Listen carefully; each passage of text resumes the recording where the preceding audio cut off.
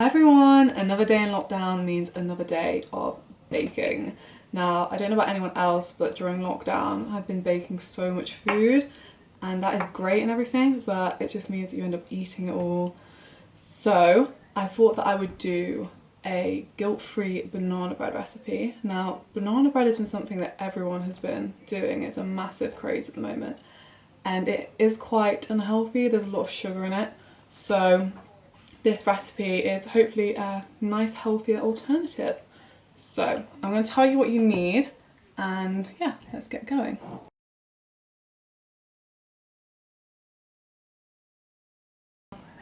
First thing is get some coconut oil. This one's from Aldi, it's really reasonable and it works really well. The measurements I've got are in cups, but I've also got the mils, so I'll just say what both are.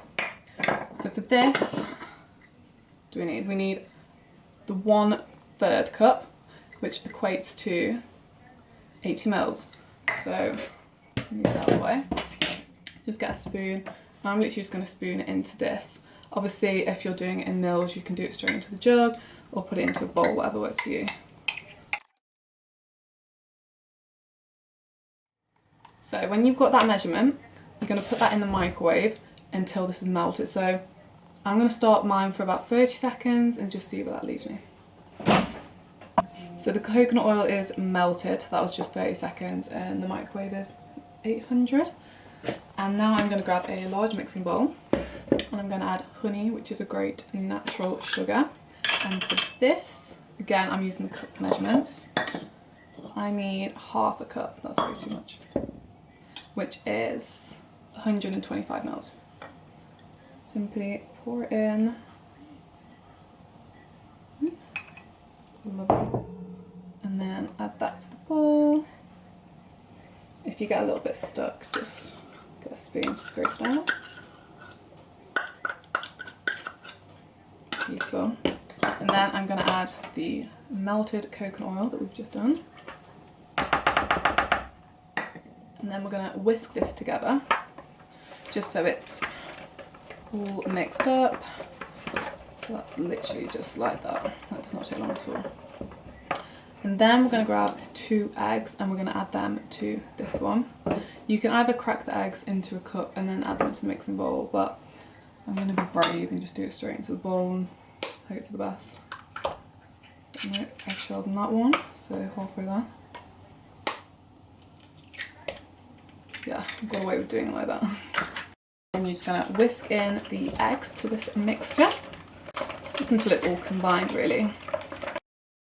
So it literally takes a matter of seconds. And then we're going to go on to the banana. So in a separate little bowl, I always get quite a ripe banana. I feel like the mushier they are, the easier it is to mash them up and add them to the mixture. So you can always get the brown ones, which people tend to not like eating. And then I'm just going to open it the week. Well, for this one, this is quite a big one, so I'd use 1. However, if you've got smaller bananas, use 2. But this is quite a big one, so I'm just going to use the 1. Otherwise, it just makes the mixture a bit too mushy really, and it doesn't set properly. And then with a fork, I'm literally just going to mash the banana to the side. Oh no, I just threw it all over. Oops. Ripe banana would be really difficult to do, but because it's ripe, it's not that hard. So mush it all down. So you're just breaking it all up. And like I say, it'll just make it so much easier to do it separately rather than try and doing it in there with all the other ingredients. That is what it looks like. It doesn't look very appetizing, but it will do once it's all done. So I'm going to add that now. So I'm going to bring this one back. And I'm going to add my banana to this mixture. Okay, so for some reason my camera just switched itself off. But all I've done is literally just add that banana mixture. And now I'm going to add some Alpro milk. I'm going to choose the hazelnut one. You can use any milk that you wish. I don't tend to drink any dairy, so I always go for like the soy options. And like I say, this Alpro one's really nice. Now you're going to need a 1/4 cup or 60 ml of milk and just add this straight to the mixture. Like that. And then we're just gonna whisk this in. I mean, it just looks a bit runny, it doesn't look anything special at the moment. But that's fine. The end product will be worth it. So next we're going to add all the dry ingredients. The bicarbonate of soda. I'm going to add a teaspoon of this. Like that. Perfect. Then we're going to add some salt. You only need a little bit of this. I won't go too overboard with the salt. So I'm going to add in half a teaspoon. This, so it comes out. There we go, like that. Then we're going to add a teaspoon of vanilla essence. Make sure I'm getting the right ones. This was the last one. These have been so hard to get hold of, which just shows how many people have been baking, because usually it's dead easy. I'm going to add flour. I've got this wholemeal flour from Cars. Now, I weighed it out and it's about, what did I write down? 260 grams. So for me, if you're doing the cup measurements, that's 1 cup and 3/4. You don't need to give it in either, so save a bit of time. That's 1 cup. And then I'm gonna do 3 of these 1/4 cups. How much? Because it's plain flour, that's why. So my mother was meant to be doing this video with me, but she refused to do it, and now she's popping up saying we're missing. My camera hates me today, like honestly it just keeps turning off and I don't know why. But anyway, I keep getting like stop and start, so apologies about that, it's not going to be very smooth. Because it's plain flour, there wasn't any self-raising flour, like I say, it's like gold dust trying to get hold of baking ingredients. You've got to add some baking powder. So for the quantity that I've used, it's 2.5 teaspoons. So I'm going to get my measuring out again. So we've got 1, 2, and where's my half? So elegant. We're done. So that is all the dry ingredients, and then I'm just going to mix them together. That's my dog, by the way, having a drink. There's weird background noises. Honestly. And just give it a good stir. You just want to make sure that all the flour's combined and there's no like white bits or any lumps, especially at the bottom. So make sure you're kind of like tipping your bowl around. Have a good look. Now I always add dark chocolate. That's optional, you don't have to add chocolate. Obviously over 80% is meant to be quite healthy. But you can add anything really. Pistachios, white chocolate. Sometimes we do 2 different types of chocolate, but we've just got dark today.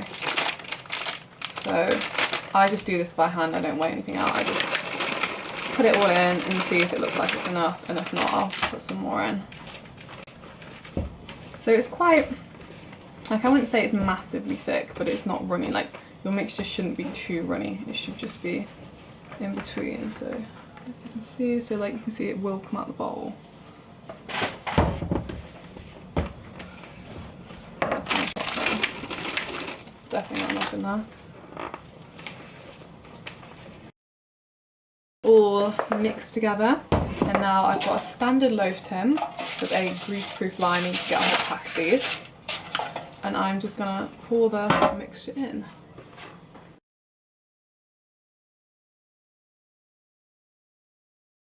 So that is all in now. I'm going to put this in a 160-degree oven for about 50 minutes and then I'll check it. And yeah, it's literally that simple. You can add bananas on the top, you can put some more chocolate on top, any nuts, anything you fancy really. And yeah, off it goes. So I've just taken the banana bread out of the oven about 45 minutes. I would suggest checking on it for about 30 minutes, just see how it's looking. As you can see, mine's got quite a nice crisp to it. It's got a nice little bit of spring. And I'm just using a wooden barbecue skewer. Just find anything with a bit of a point on. I'm just gonna put it in. So that's come out pretty clean. There's no That's focusing. There's no any wet mixture, uncut. That's my mother in the background talking. She was meant to be featuring in this video, but she said she didn't want to be on screen, so there we go. But yeah, she's washed up for me, which is lovely. So yeah, I would say that's done. So I'm going to leave that to cool now, and then we will slice it open. Here it is, the finished product, the banana bread. It's all cooled down now, so obviously wait for it to cool down before you try and take it out of the tin so you don't burn yourself. Now, I'm really excited to see what it's like to cut into. I'm hoping that I can prove that banana bread can be healthy and just as delicious. Otherwise, this whole video has been a bit of a waste. But no, I'm confident, she says. So I'm gonna get a knife and let's see.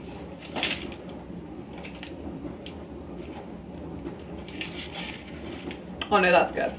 So I'm pleased with this. I'll show you. I like it quite moist, and yeah, I'm really happy with the finished product. So yeah, you can make a healthy banana bread as well, and it should turn out like this, fingers crossed. Anyway, thank you so much for watching my video. I hope it's been helpful, and if you liked it, like I was saying, if you like the video, please drop it a like and subscribe to my channel. I've got loads more recipes coming up, and again, I'm trying to make them so they're healthy but just as delicious. And yeah, comment below if you've made this, what you thought of it, and send me some pictures on Instagram. I'll drop my handle below, and yeah, let's all follow and support each other during these really tough times.